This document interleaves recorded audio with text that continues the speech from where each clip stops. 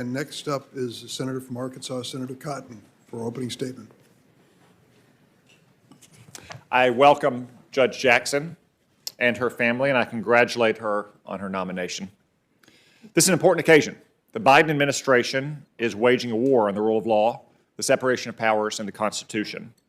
The lawlessness of the administration highlights the importance of judges who faithfully apply the law. To understand the ongoing power grab, let's consider President Biden's failed nominee to lead the Departments of Justice, ATF.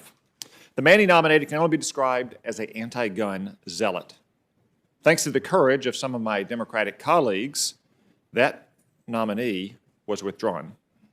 But it's disturbing that the president was ever willing to nominate someone who planned to shred the Second Amendment and ban virtually every modern hunting rifle in America. Just a few weeks ago, the Biden administration tried to twist the authority of the Occupational Safety and Health Administration, a relatively obscure agency designed to regulate things like ladder safety on construction sites, and use it as a weapon to force virtually every American to choose between getting vaccinated or losing their livelihood. Thankfully, the Supreme Court struck down that unlawful power grab. Or look at the southern border, where Joe Biden and his Secretary of Homeland Security steadfastly refused to enforce our laws. As a result, 2 million illegal aliens streamed across our borders just last year. And less than 6 months ago, the Attorney General of the United States, himself a former judge, ordered that federal prosecutors, the FBI, and even the National Security Division of the Department of Justice be mobilized against parents who dared question the entrenched teachers' unions who are poisoning their children with racist vitriol known as critical race theory. As Justice Scalia was fond of saying, every banana republic has a Bill of Rights, but it's nothing more than a parchment barrier without free and fair elections, without separated powers, without the rule of law, and without an independent judiciary to uphold it all. Perhaps recognizing what Justice Scalia meant, the progressive left is not just threatening the rights of Americans, but our very system of constitutional government. Those on the left, including some of my colleagues here in the Senate, including on this committee, want to pack the Supreme Court.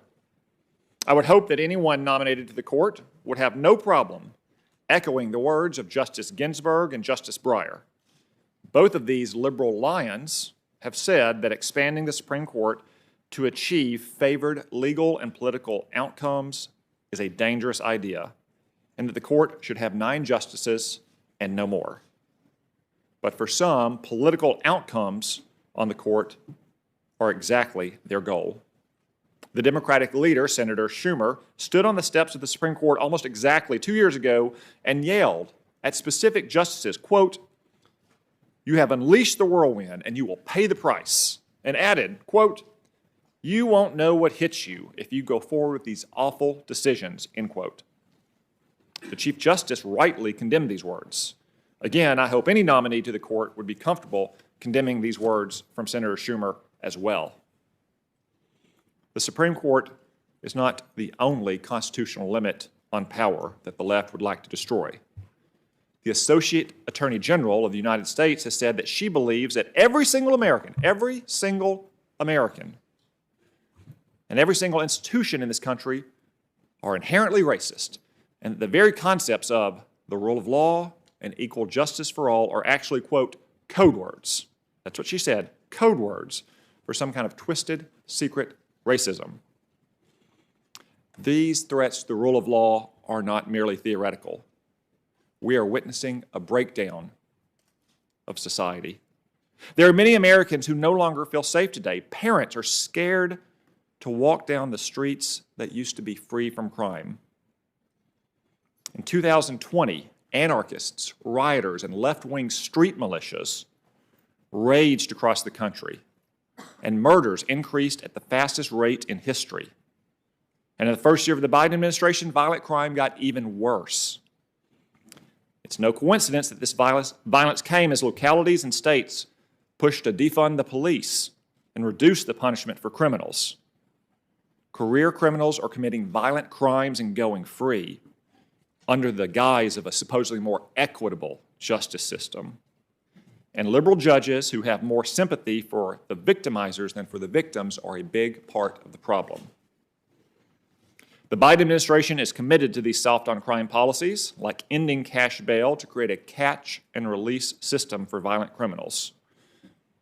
Progressive Soros prosecutors who are supported by the Biden administration have nullified entire sections of law to destroy our criminal justice system from within. The consequences are obvious. Skyrocketing violent crime, emboldened gangs, and drug overdoses reaching numbers never before seen in American history. If Judge Jackson is confirmed, her decisions will have a direct impact on the safety of the American people. So we're going to look at her past decisions and her statements, because the best predictor of future performance is past performance. That brings us to today. We're asked to determine whether the President's nominee to the Supreme Court is able and willing to meet these vital challenges. I enjoyed meeting with Judge Jackson last week in my office.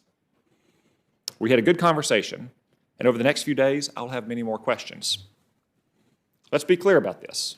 The confirmation hearing is not a test of how well nominees can filibuster or how many questions they can avoid answering. It's true that there is a tradition of avoiding any stances on how one might rule in specific cases, if confirmed, and there's good reason for that. But that's not a license to refuse to discuss one's views of the law, how one would go about conducting legal interpretation, or one's philosophy as a judge. Judge Jackson isn't nominated to be a district judge or a circuit judge this time around, so it is not enough to say that she will approach things with integrity and fairness and faithfully apply precedents set by higher courts. Just as you wouldn't hire a teacher who refused to say anything about their teaching philosophy other than that they would look at the curriculum and appropriately teach the students, it's not enough to say only that one would look at the facts and arguments in the case and fairly apply the law. That wouldn't tell us anything about how one plans to do the job, how one interprets the law, how one understands our Constitution. It's no secret that I voted against Judge Jackson's nomination to the circuit court last year, but I want to give her the opportunity to show why I should vote for her this time. So I want to be clear about what would convince me to support any Supreme Court nominee. I'm looking for a justice who will uphold the Constitution, not use it to invent new so-called rights. I'm looking for a justice who understands that the Constitution means what it says and does not mean what it doesn't say. Someone who understands that it is not up to 9 unaccountable, unelected politicians in black robes to decide some new evolving meaning of the Constitution based on public opinion polling or views of the legal elite. I'm looking for a justice who realizes that a so-called living Constitution really means that the Constitution is dead. Instead, we should have an enduring Constitution, as Justice Scalia contended. I'm looking for a justice who understands that there is a process for updating the Constitution, and that process is by amending the Constitution. I will not support anyone who seeks to rewrite the Constitution from the bench, rather than through our constitutional amendment process. I'm looking for a justice who understands that nobody is above the law and will not coddle criminals or put illegal aliens ahead of American citizens. I'm looking for a justice who will protect the right to life of innocent infants instead of caving to the abortion lobby, creating whole new swaths of law out of whole cloth. I'm looking for a justice who will make decisions based on the law, not based on their personal experiences or preferences, not on empathy, not on desired political outcomes, but on the law and the Constitution. If Judge Jackson is confirmed, her job will be simple. Leave the legislating to Congress and to elected, accountable office holders in our states and our municipalities. Zealously protect the separation of powers and don't overturn laws unless they violate the Constitution.